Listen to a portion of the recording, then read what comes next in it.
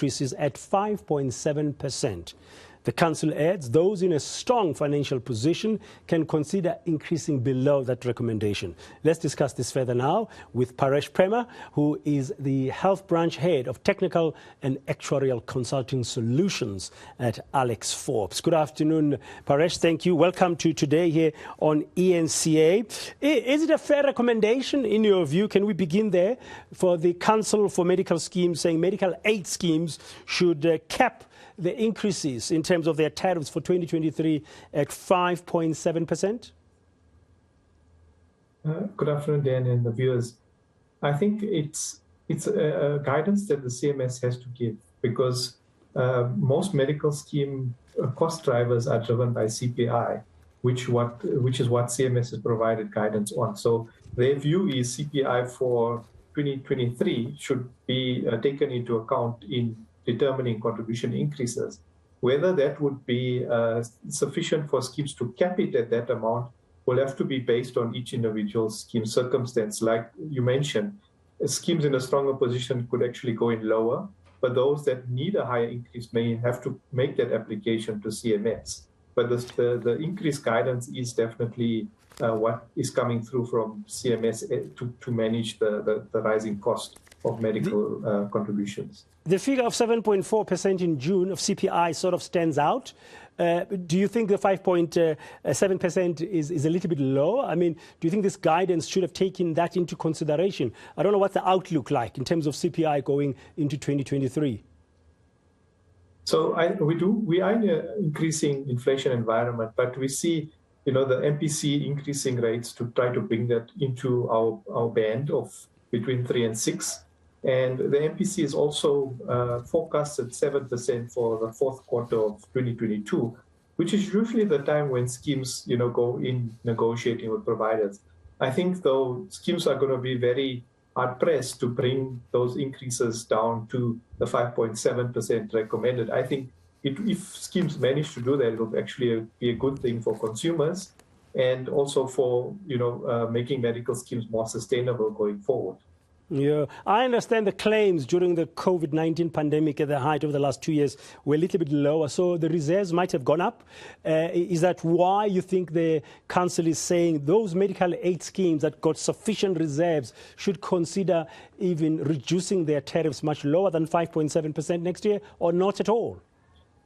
Yes, that is possible. We do see that some schemes have already done that. With the deferred increase or increases below, this 5% mark, we see some coming in at 4%. And schemes have been able to pass through some of the savings into lower increases.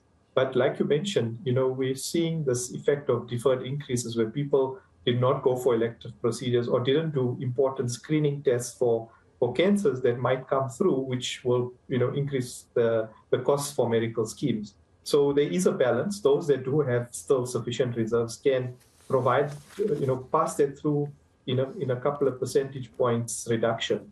But there will be a CPI-related increase that will need to come through from medical schemes. Yeah, the increase in the cost of providing healthcare benefits, I mean, that should also be borne in mind. I don't know how that is standing at the moment in your analysis as Alexforbes. Could some medical aid schemes look at that and say, but my costs are going up, I need some increase?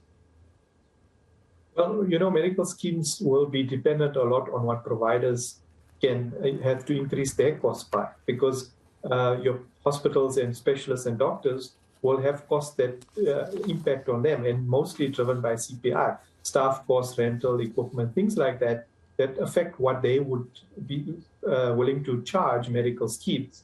And there has to be a balance between what they charge and what medical schemes can afford in terms of an increase going into 2023. So that is a critical negotiation towards the end of the year, which will inform what those increases will be. We don't know that prescribed minimum benefits, though, still are paid in full.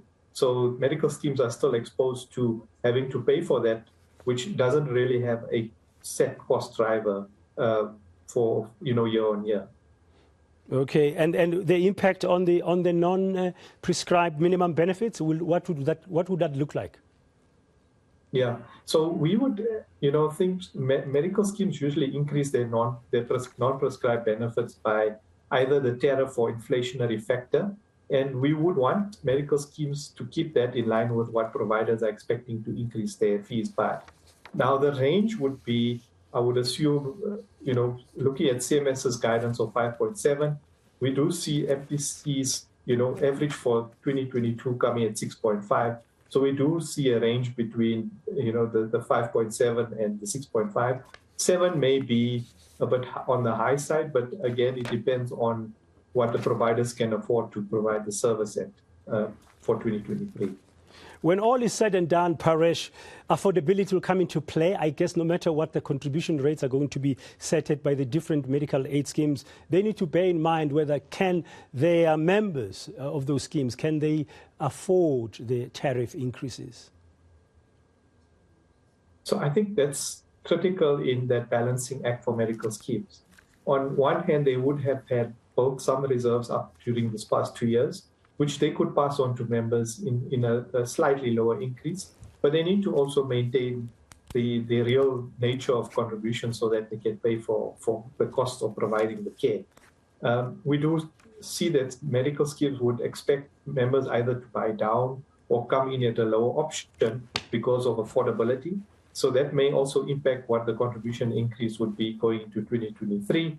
And I think also there's another impact called utilization or aging, which adds on 2 to 4% over CPI for medical scheme. So usually when we talk about medical inflation, it's usually 2 to 4% in front of, in addition to CPI.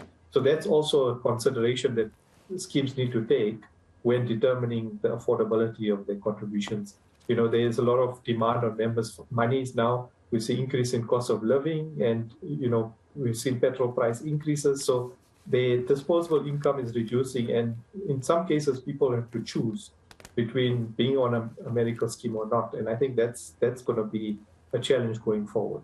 Thank you very much for your time and insights here on Today on eNCA. That's Paresh Prema, who is the Health Branch Head of Technical and Actuarial Consulting Solutions at Alexforbes.